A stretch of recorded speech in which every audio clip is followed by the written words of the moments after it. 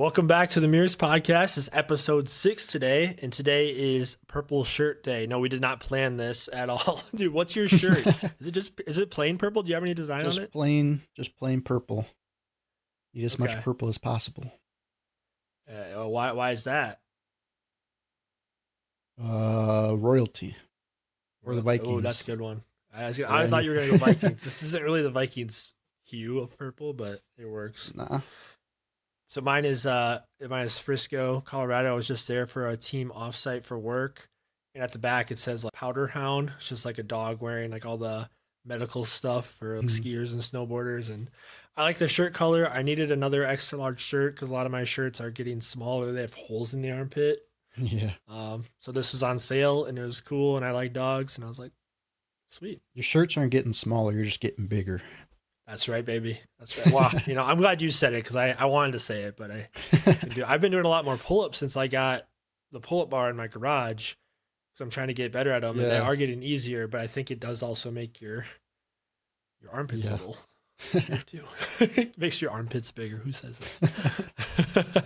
I'm gonna train armpits today. I love it.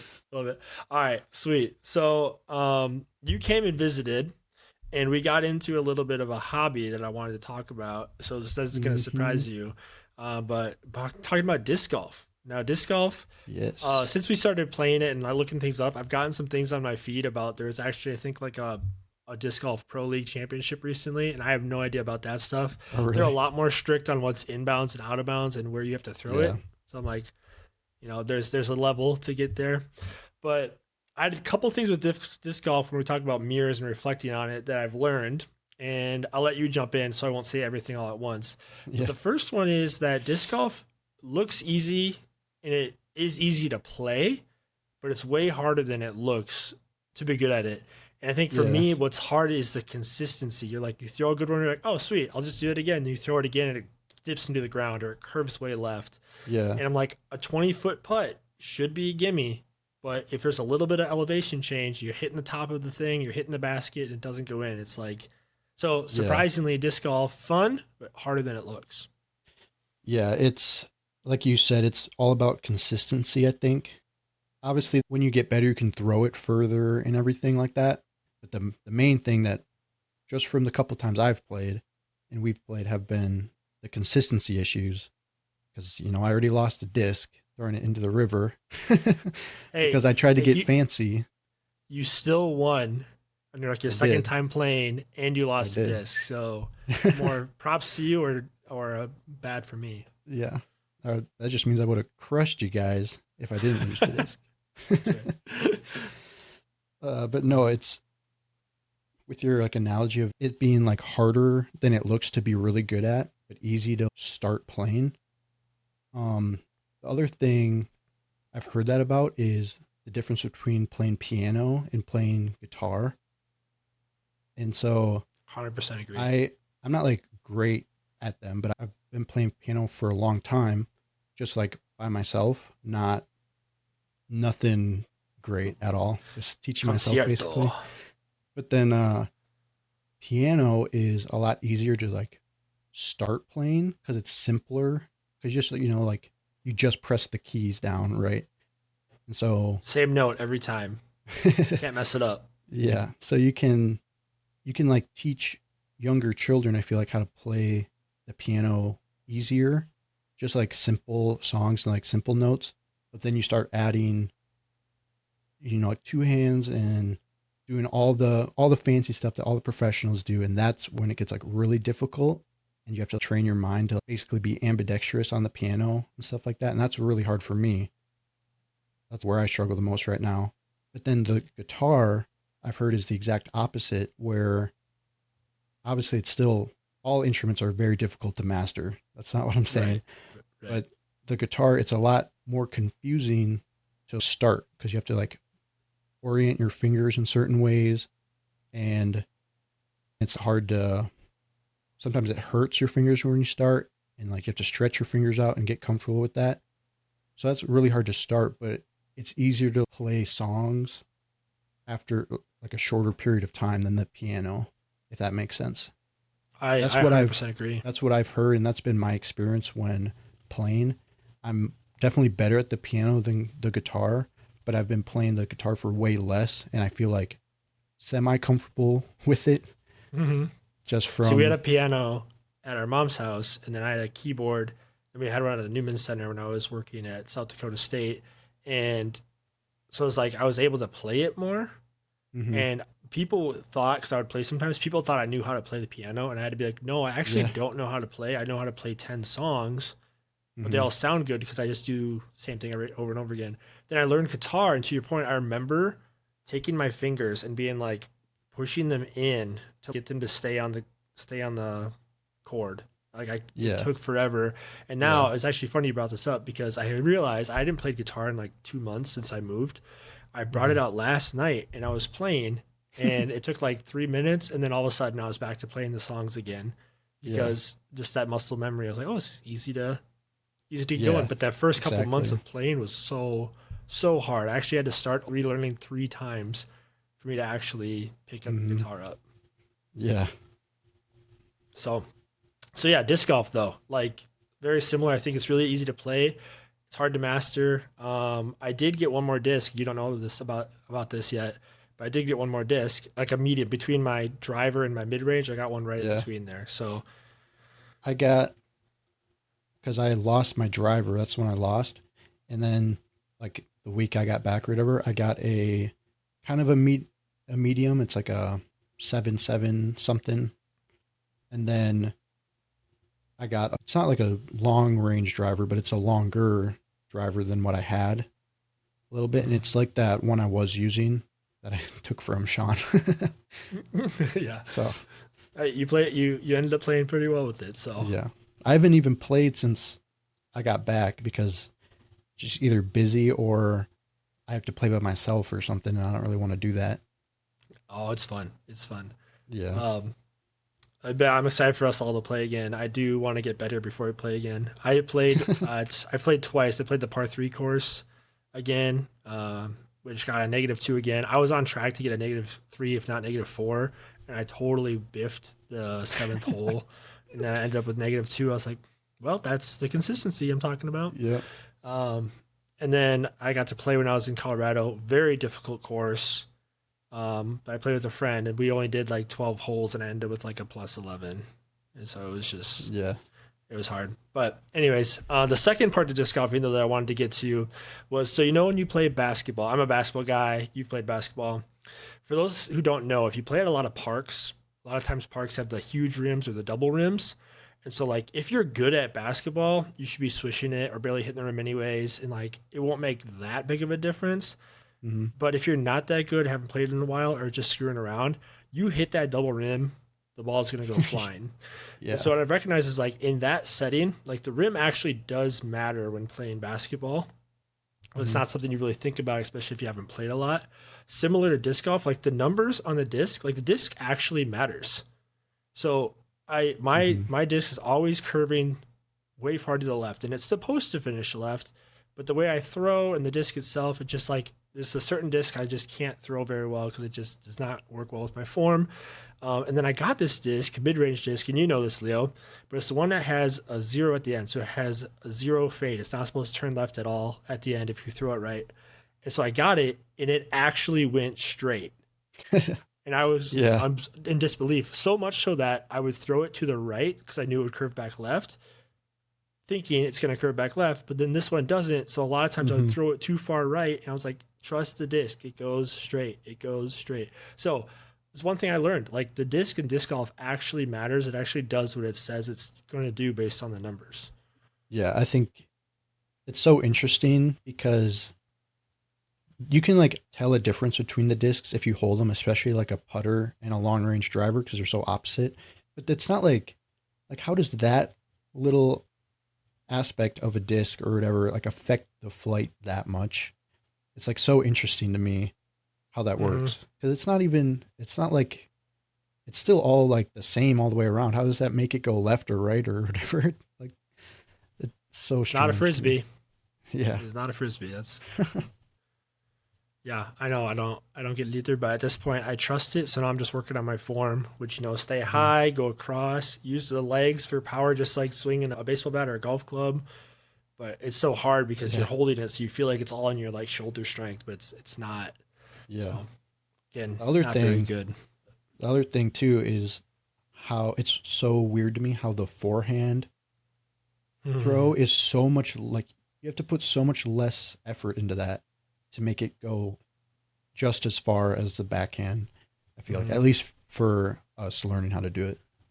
I think it's again maybe we should look into this, but I think it's the biomechanics of it, how your body moves and how you get like a fling on it makes it seem easier.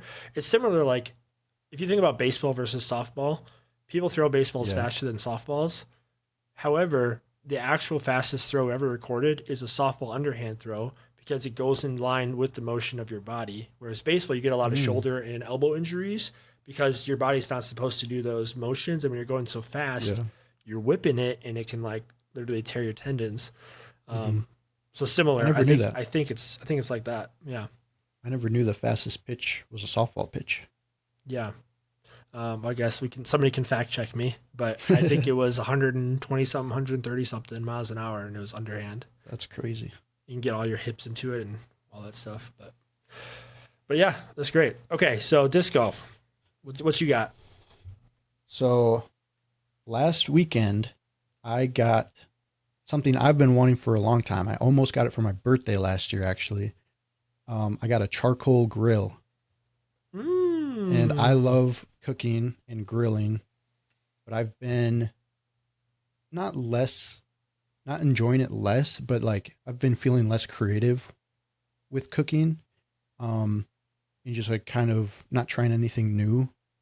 And because it's like a big hobby of mine, and I enjoy it so much, this is the time I want to get a charcoal grill finally, and it's awesome so far.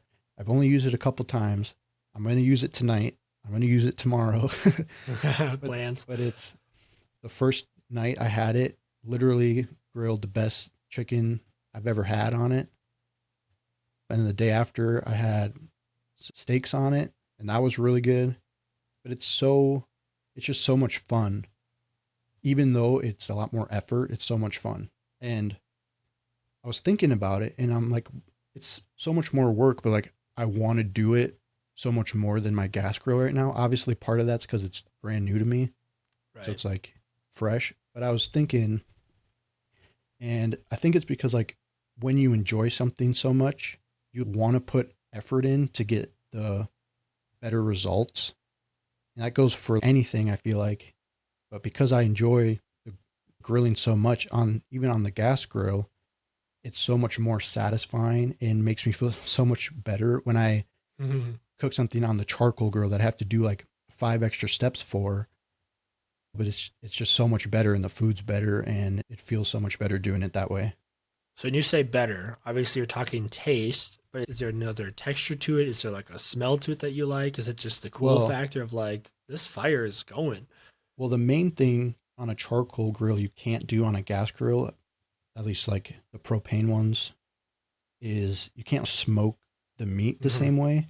So we got like two different types of That was my next charcoal. question. Yeah.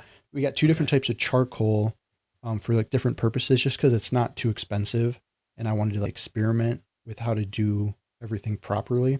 But then we got two different types of wood chunks, like big wood chunks. We got apple wood and we got hickory. And for the steaks, I used only, you don't need a lot because you can easily overdo it and it'll make it last longer if you don't use that much. I just used some apple wood, like two apple wood chunks on top of the coals and it burns.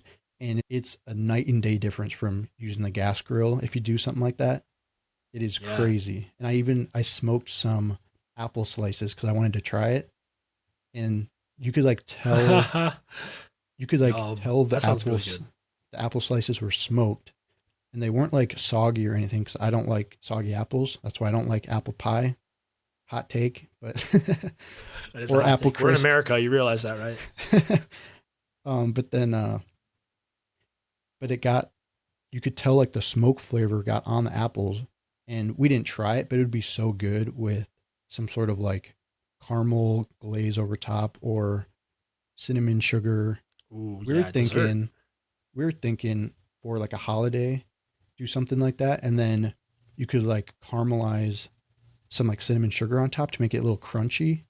That would be so good, and it would be so Now we're simple to do. going. Let's go.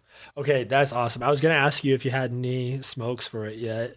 And okay, what size are we talking about for the grill? It's Like a it's 2 foot diameter? a it's a one of those Weber kettle grills, super popular. So Okay, it's circle. yeah, it's circle. It's we got just the black one, but we got there's a couple different models. We got one of the mid ones.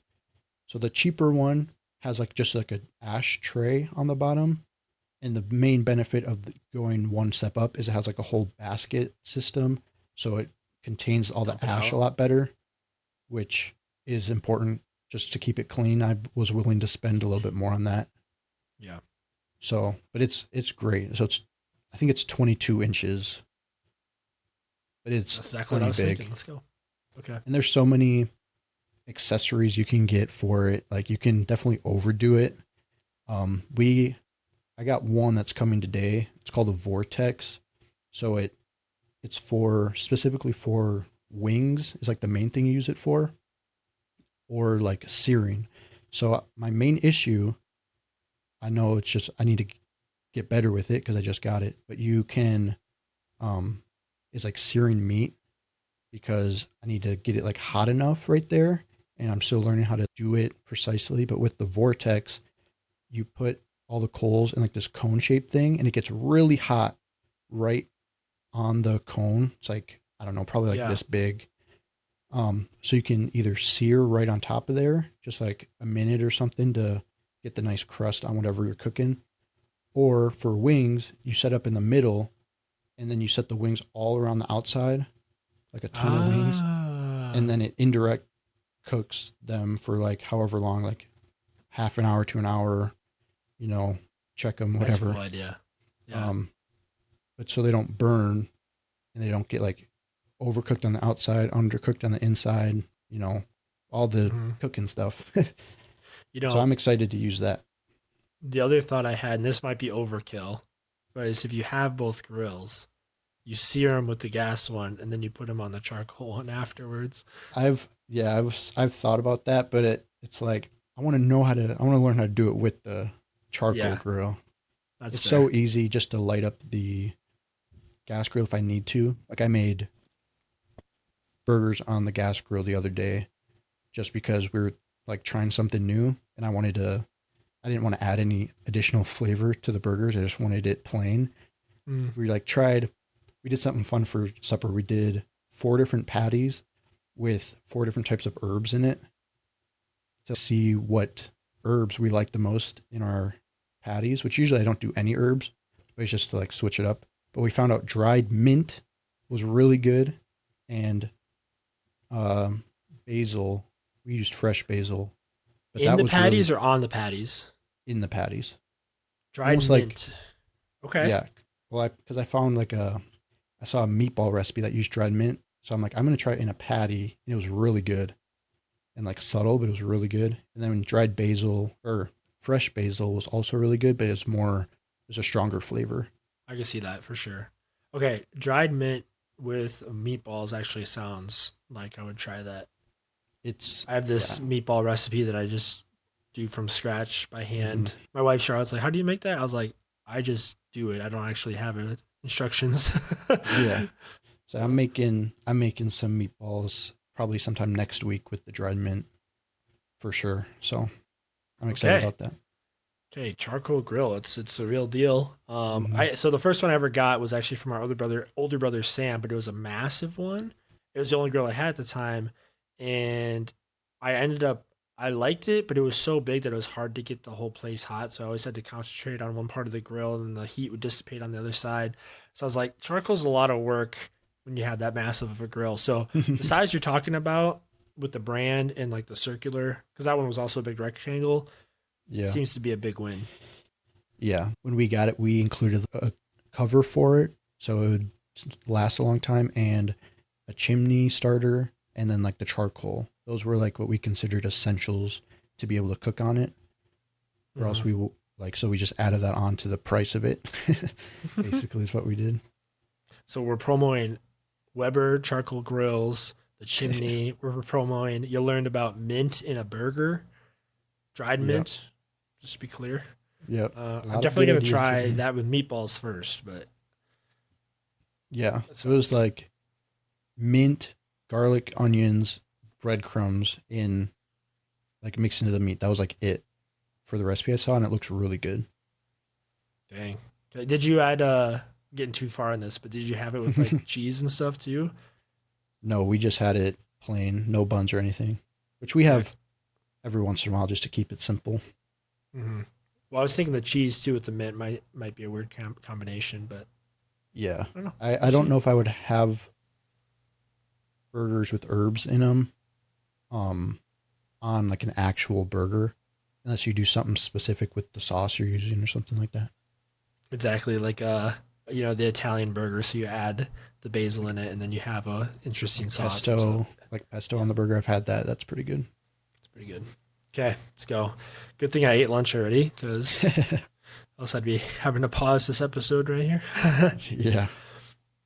All right. The other thing I had, and just probably go through it a little quick to not make the episode too long, but is I'm reading this book called The Forgotten Way by Matthew Kelly, and I haven't finished it yet, but it's basically talking about the importance of your speech and how the main line that stuck out to me. I had two main things. The first one is this line that stuck out to me. It says, "Speech is one of your superpowers."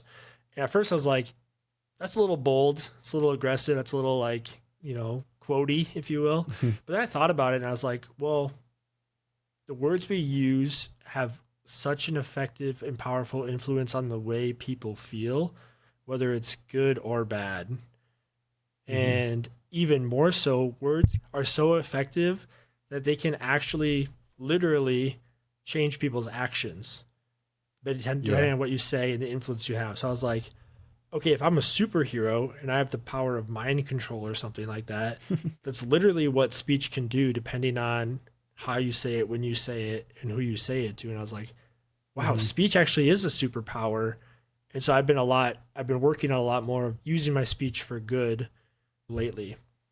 Yeah. I've read some stuff about like speech like that, and people sometimes twist it, which it definitely can be used this way, but people often twist it and be like, oh, if you're talking a certain way, you're just trying to manipulate someone with your Yeah. words. And the difference, it's not manipulation, but it's the intention and the the way, like you said, the way you say it. You don't have to use it to be manipulative. Like just because it goes in the direction you want it to go in doesn't mean you're manipulating that person. It means that it's more like reinforcing that person. I've in again ties to dog training books that I've read. Um, she talks about that, how like, oh, you can use positive reinforcement with your words with people, and people often say it's manipulating people, but it's just like positive reinforcement. So you're just someone does something you like, you let them know, and they'll keep doing it because it's probably a good thing. Well, in any healthy conversation, you're offering yourself via your words and you're allowing people to respond how they respond. And so Hmm. if we are not attached to what we say, somebody can disagree with us and then we can be open minded. Likewise, if somebody's not attached to their feelings in a certain situation, if they understand that you're coming from an honest place, then they can receive your words and take it as they need to. So again, all this is Hmm. being said in a perfect context, but if somebody's like, you know, my boyfriend cheated on me and now he's saying all this stuff to manipulate me. It's like, well, I'm not talking about a specific situation where he said that, Yeah. blah, blah, blah, blah, blah. But yeah, no, speech is just, it's so important for how it goes to others, but it's also important, like, what lies do we tell ourselves or what adrenaline do we give ourselves to flow us through the day? Those are also Hmm. really important. So, kind of the interior words you use. And then it kind of comes full circle into even this podcast. I realized when I was reflecting on it, reflection is a really important part of honing a superpower of speech. If you want to Yeah. talk about something well, you need to reflect on it, and then you can use your speech. And then theoretically, somebody listens to this and we have good things to say about stuff. It's not just us blabbing, it's using our speech for good. Yeah. Yeah. Because there's there's a difference between like you can just have a conversation one on one with someone and have it be really impactful and good for those individuals. But then you go onto like a podcast, which I think that's one of the reasons why podcasts are so popular now more than ever is because like a lot of people think they have great ideas and great thoughts, so they want people to hear it. Like, what's the point of just telling someone that already knows it or it's not going to get out there? Even if Mm, even if there's a bunch of bad ideas, there's a bunch of good ideas that people have that, hmm including us, that um, they just want to get out there and discuss more. and I think another element, which I didn't think about this until you said that, podcasts are probably also important because statistically, a lot of people are more lonely, they say, than ever before in human Hmm. history, at least since they've been recording. And so, a way to connect, obviously, there's a lot of social ways to connect, but a podcast, especially face to face, is a conversation that's typically virtual, can be in person, but now another person's in on this conversation that they want to have, but they don't have anybody to talk to about it. So now Hmm. I know, Joe Rogan's a popular one. If he's talking about alien conspiracies or whatever, and somebody Hmm. feels like they have nobody to talk about that with, now they can listen to be like, I was thinking the same thing, or I've Yeah. never thought of that before, and it kind of develops their thinking. Hmm. So speech is important in that way. The second point of speech that got to me in the book was it's the quote, speech is meant to proclaim truth. That kind of hit me because I was like, oh, that is actually the ultimate purpose of speech is proclaiming truth. Like what is Hmm. true when we're talking to ourselves, when we're talking to others. And I would say somebody might argue, well, like the main purpose of speech is communication. I was like, but communication of what for what? It's to Yeah. truth. And I would say truth, it could be like the deepest questions in life, but it could also be like Neanderthal, there's a deer over there. Let's go kill it so we have food. Like that's, I Hmm. need to tell you the truth because I'm hungry. Hmm. Speaking of that, it makes me think about how what's the purpose of food? The purpose of food is to eat, but it's like, well, go a step deeper. The purpose of food is actually for our survival. Hmm. And so, just like it's not just to communicate, it's actually to proclaim truth, just like how food is not just to eat, but it's to survive. So, there actually is a deeper element to speech where if we realize it's a superpower that has a great impact in that it's meant to proclaim truth, then we should take it a lot more seriously than just saying, it's just something I can do and I'll just do it however I want. Yeah. Yeah. That's a good point. I never really thought of it like that. There's many aspects of speech. People will like purposely not tell the truth about things to either make themselves look better just because they don't like this other thing that is true, or they'll try to get something from someone, like back to the manipulating. That's how you can manipulate someone. If more people started just talking about what is true in any aspect of life, then they'll probably go further and be happier, and all these good things will likely come from it because that's the whole point of it. If you Yeah. use it It's for just, what it's not supposed to be used for, then that's when it can become harmful. yeah, it's such a big gift that we all have and it can be used for good. And so it should be.